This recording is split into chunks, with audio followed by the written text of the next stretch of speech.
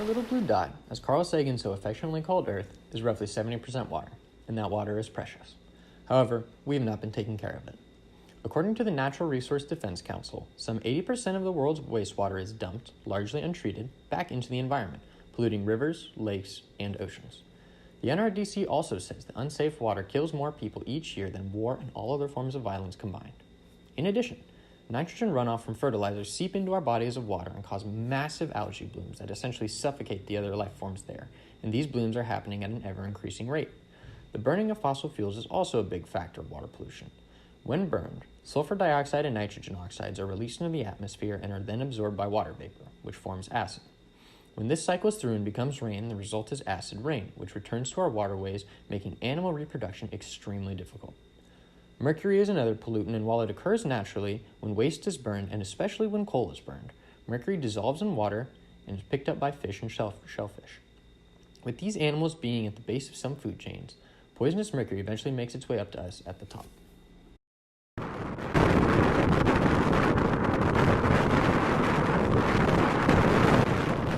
Many marine animals are negatively affected by water pollution of all different types. One of the most common issues is aquatic animals and mammals accidentally ingesting plastic material. They can also become trapped in certain types of litter like plastic six-pack rings, discarded fishing lines and nets, and more. In some bodies of water, the chemical pollution has been known to change the sex of multiple types of fish. A very large problem for many bodies of water is agricultural runoff, which can cause many dead zones. It is easy to forget that humans are not the only ones affected by water pollution. Animals are incredibly involved in the effects of it. In fact, the entire food chain feels the impacts due to the interconnectedness of nature. This is known as biomagnification, the process by which a compound, such as a pollutant or pesticide, increases its concentration in tissues of organisms as it travels up the food chain.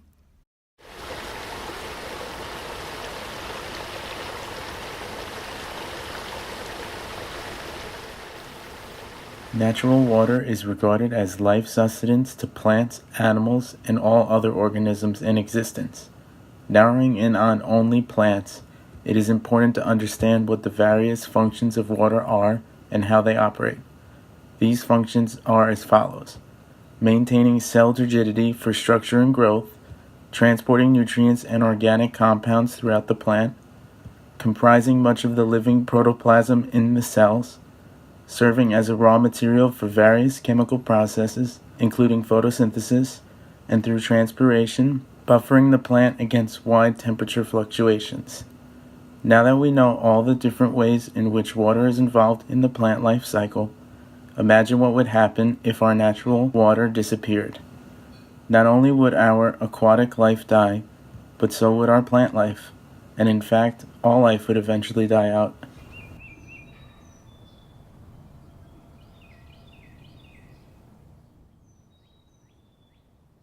Improvements in public health over the past century have been underpinned by positive advances in the management of vital resources, such as water and food.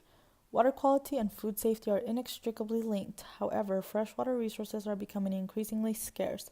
Water usage in North America increased by about 8 times from the 1900s to 1995, while global water use in 2000 was similarly estimated to be nearly 3 times than that in 1950. The availability of adequate freshwater resources in both quantity and quality is vital to food safety and production. It plays a role in primary production and in processing. Therefore, the food industry, in common with other industries, must address the future trends relating to this resource and move towards increasing efficiency in water use. Water, like food, is a potential vehicle for the direct transmissions of agents of disease and continues to cause significant outbreaks of disease in developed and developing countries.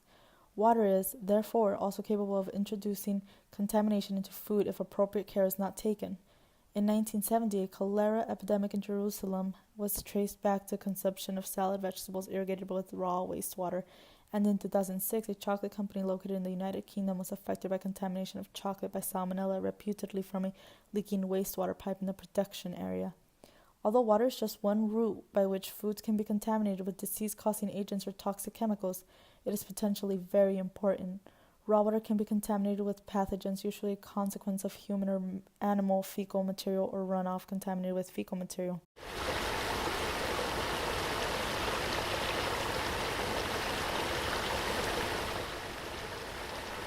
Although water pollution is well known to affect the lives of aquatic animals, it can also affect the lives of animals from the land and the air as well.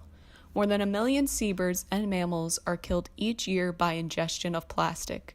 Around 100 million tons of plastic is produced every year, of which 10% ends up in the sea.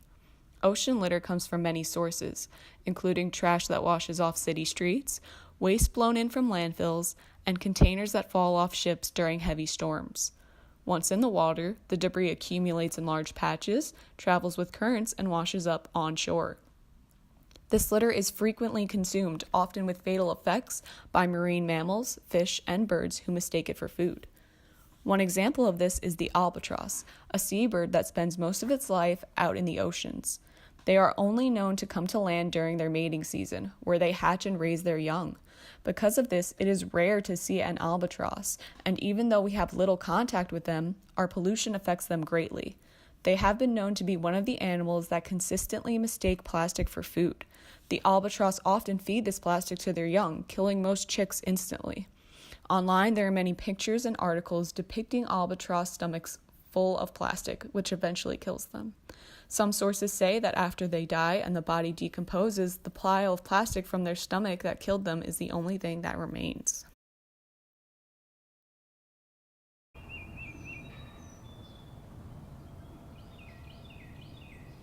The energy crisis is the concern that the world's demands on the limited natural resources that are used to power industrial society are diminishing as the demand rises. These natural resources are in limited supply. While they do occur naturally, it can take hundreds of thousands of years to replenish the stores. Governments and concerned individuals are working to make the use of renewable resources a priority and to lessen the irresponsible use of natural supplies through increased conservation. You sometimes hear of given areas of the world struggling due to a lack of a certain natural resource. If society can somehow figure out how to balance these issues by using more acquired areas, the environmental crisis will fall.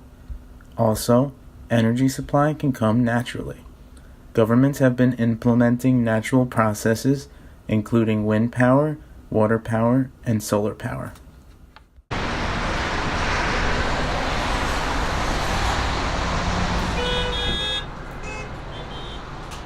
When it comes to our dependence on water, it cannot be understated. A teacher of mine in high school who is still a close friend said that the wars currently fought over oil will pale in comparison to the wars that will be fought over water come a water crisis. And he is right. We can live without oil. Life without water? No chance. And that is the situation currently facing Cape Town, South Africa. I was fortunate enough to visit Cape Town for 2 weeks with St. John's in May 2017, and every place we went to had signs everywhere asking people to be extremely conservative with their water. According to an article on the website CityLab, a division of The Atlantic, officials set a target of 50 liters or 13 gallons per person per day for all domestic uses: cooking, bathing, toilet flushing, and washing clothes. Watering lawns and scrubbing cars with city water had already been banned for months. For now, the efforts have worked, and the day when all the water is forecasted to run out, appropriately named Day Zero, has been pushed back until early 2019. However, this is still only temporary. People have had to massively overhaul the way they live in the city and surrounding townships. And Cape Town isn't the only major city facing these challenges. According to BBC News, other cities that face similar water crises include Sao Paulo, Bangalore, Beijing, Cairo, Moscow, Mexico City, and London.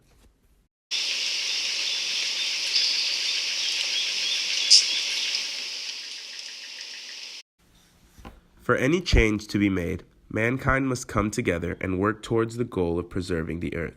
Sacred teaching and moral principles are crucial in enlightening humans to realize and analyze the error in our ways. This could catalyze a movement for restoring life to earth. By understanding the principles and rights entitled to all living beings, plants, and organisms, humanistic guidance would take over. Humans would use science and technology to undo the catastrophic harm done to earth by mankind. Before we can achieve this, we must all first understand the importance of sacred teaching and general moral principles to all life on earth. The destruction of earth has come so far that it may be too late for merely faith alone. We must refrain from the continuing trend of hoping that we will right our wrongs to the environment without taking the proper action to incite change. It is going to require a great deal of effort, perhaps much more so than faith, to reverse the detriment humans have done to the earth. This is especially true today, with the recent report from the UN claiming that there are only 12 years remaining before we reach irreversible environmental destruction. To make a change, humans must dedicate maximum efforts towards Earth's environmental preservation, paired with a healthy amount of faith. Before the feelings towards environmental preservation can be joined with realistic action, humans must first reach a unified attitude towards preserving the Earth. First and foremost, the attitude or belief that Earth has to be preserved must be unanimously accepted. Humans must reach the realization that there has been an unfathomable amount of life on Earth up to this point. Life does not end at the human species, nor does it end with them either. This simply means that life is abundant, and humans merely make up a fraction of all living beings, creatures, and organisms on this planet. Furthermore, trillions of humans have come before us, and many more humans will continue to come to life in the future. However, if we hope to see many more humans and the longevity of the human species, we must first protect and preserve our only home. Coming to this unified understanding would allow for the realistic practices and actions needed to preserve the planet Earth.